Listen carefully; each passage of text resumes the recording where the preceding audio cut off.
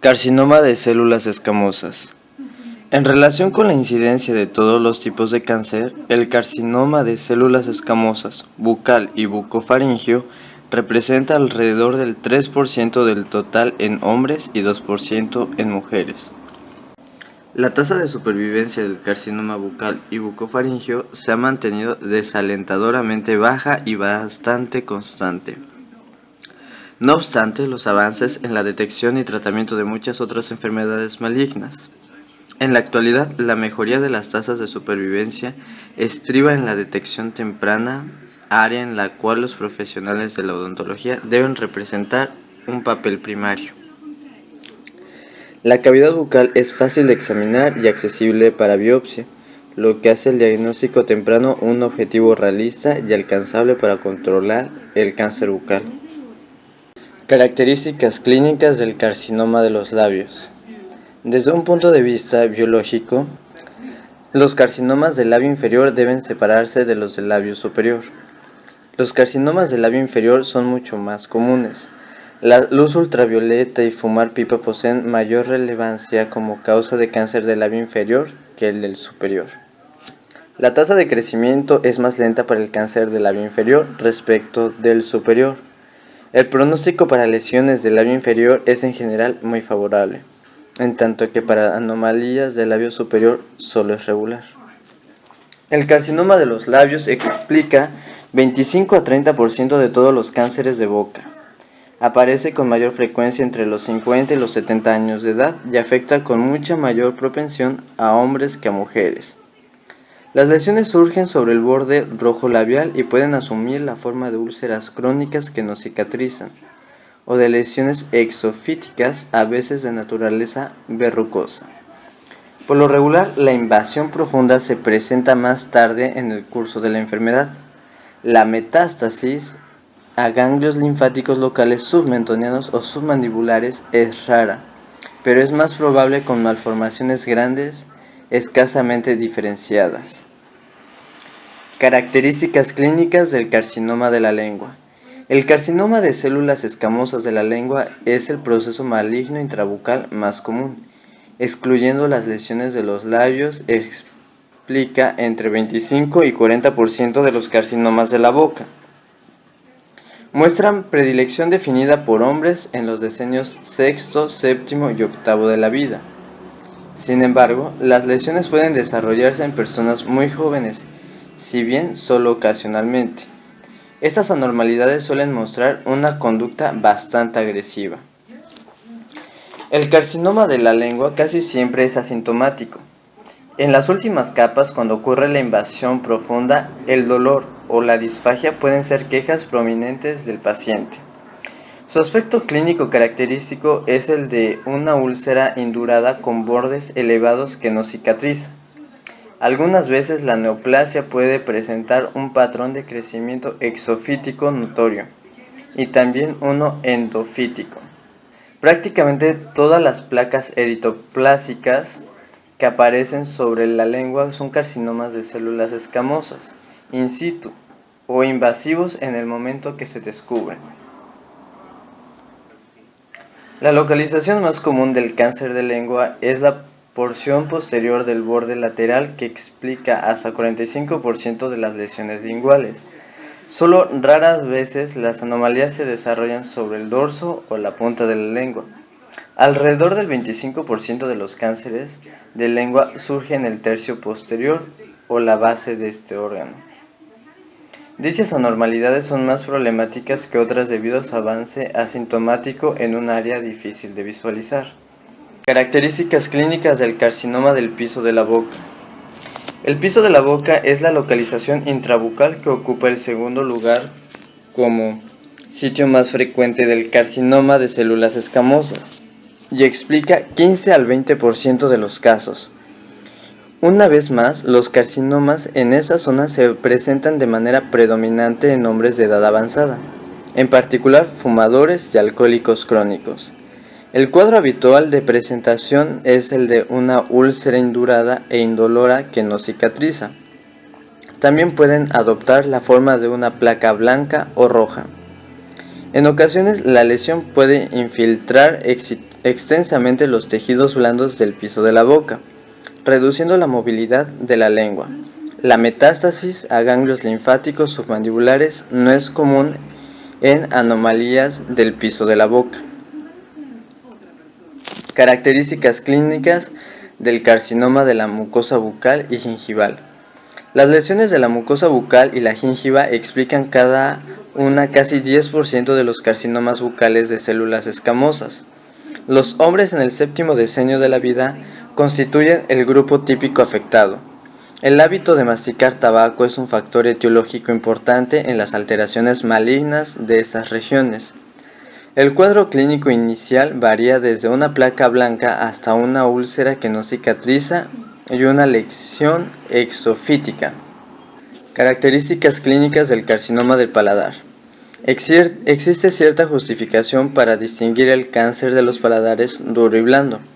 En el paladar blando y tejidos contiguos de las fauces, el carcinoma de células escamosas ocurre con bastante frecuencia y explica 10 a 20% de las lesiones intrabucales en el paladar duro. Los carcinomas de células escamosas son relativamente infrecuentes, pero el adenocarcinoma es bastante común. Sin embargo, no son raros los carcinomas del paladar en países como India, donde se acostumbra fumar al revés. Los carcinomas de células escamosas del paladar se presentan en general como placas asintomáticas de color rojo o blanco o como masas queratócicas ulceradas. El adenocarcinoma aparece al principio como masa no ulcerada en hombres de edad avanzada. La metástasis a ganglios cervicales o lesiones grandes significan curso ominoso. Diagnóstico diferencial. Cuando el carcinoma bucal de células escamosas se presenta en su forma clínica típica de úlceras crónicas que no cicatrizan, se debe considerar otras enfermedades ulcerativas. Una úlcera crónica sin diagnóstico siempre debe considerarse infecciosa mientras la biopsia no demuestre lo contrario. Algunas veces es imposible diferenciar solo a partir de datos clínicos.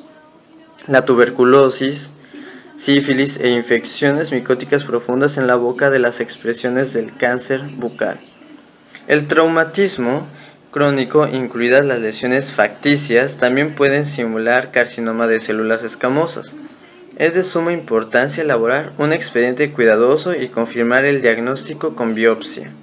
En el paladar y tejidos contiguos, el granuloma de la línea media y la cianometaplasia necrosante deben ser consideraciones diagnósticas importantes. Tratamiento. El cáncer de la boca se trata mejor con resección, radiación o ambas. Las anormalidades más pequeñas se tratan casi siempre con excisión sola, dejando la radiación como respaldo en caso de recurrencia. El carcinoma bucal de células escamosas suele ser resistente a medidas quimioterápicas.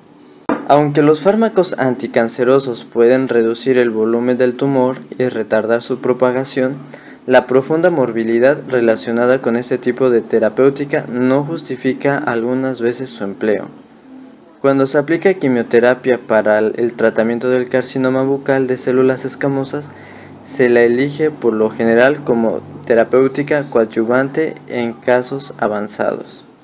Además de los efectos terapéuticos de la radiación, existen efectos colaterales dependientes de la dosis. Algunos son reversibles y otros no. Los efectos colaterales comunes son mucositis y úlceras inducidas por radiación, y el consecuente dolor, serostomía, pérdida de la sensación gustativa, disgnesia acompañante. Pronóstico. El pronóstico para pacientes con carcinoma bucal de células escamosas depende del subtipo histológico o grado y de la extensión clínica, etapa del tumor. De estas dos, la etapa clínica es más importante. Otros factores más inespecíficos que pueden modificar el curso clínico incluyen edad, sexo, salud general, estado del sistema inmunológico y actitud mental. La etapa del tumor se determina mediante un examen microscópico, según sea la diferenciación de las células tumorales. Las malformaciones bien diferenciadas muestran en general un curso biológico menos agresivo respecto de las poco diferenciadas. De todos los subtipos histológicos del carcinoma de células escamosas, el mejor diferenciado, el carcinoma verrucoso, tiene el pronóstico más favorable. El indicador más importante del pronóstico es la etapa clínica de la enfermedad. Una vez que metastatiza a ganglios cervicales, la tasa de supervivencia a 5 años se reduce a cerca casi de la mitad. La tasa total de supervivencia a 5 años para el carcinoma bucal de células escamosas es alrededor del 45 al 50%. Si la neoplasia es pequeña y localizada, la tasa de curación a 5 años puede elevarse hasta 60 o 70%. Las lesiones del labio inferior muestran una tasa más alta, 80 a 90%. No obstante, cuando hay metástasis cervicales en el momento del diagnóstico, las cifras de supervivencia disminuyen drásticamente a casi 25%. Se ha desarrollado un sistema numérico para las etapas clínicas del carcinoma bucal de células escamosas con objeto de proporcionar uniformidad clínica. Se le conoce como sistema TNM. T es una medida del tamaño del tumor primario. N, una estimación de la metástasis a ganglios linfáticos, y M, una determinación de metástasis distantes. El empleo de este sistema permite comparar de manera más significativa los datos de diferentes instituciones y ayuda a guiar las decisiones terapéuticas.